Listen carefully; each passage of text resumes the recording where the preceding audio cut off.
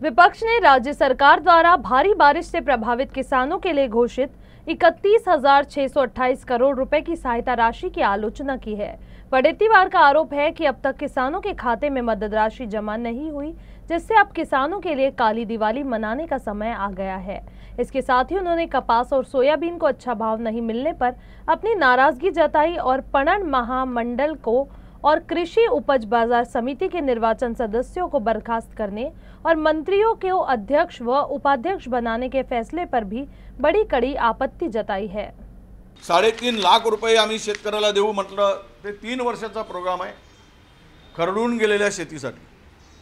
आता 3 वर्ष शेतकरी खरडून गेलेल्या शेतीची दुरुस्ती करत राहील तर तो खाईल काय आणि जगेल कसा।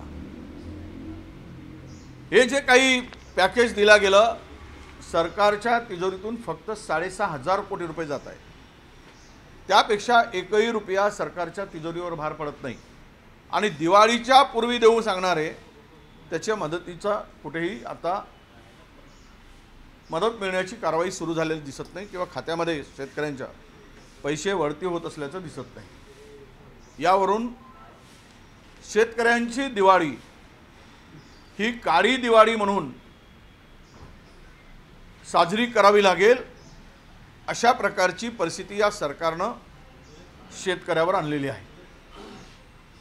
एकीकडे पुण्यासाठी वेगळा निर्णय घ्यायचा, पुण्याच्या कृषी उत्पन्न बाजार समितीसाठी, आणि मुंबईसाठी वेगळा निर्णय घ्यायचा।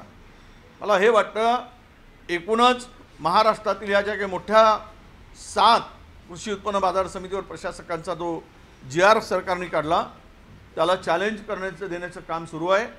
आणि ही तर मी म्हणेल की जनतेच्या शेतकऱ्यांच्या हक्काच्या ठिकाणी अतिक्रमण करून शासनाने निवडून आलेल्या प्रतिनिधीला दूर करून रान मोकळं करून स्वतःच्या खाण्याचा नवा मार्ग या मंत्र्यांनी शोधलेला आहे, सरकारने शोधला आहे, असं माझं स्पष्ट आरोप आहे।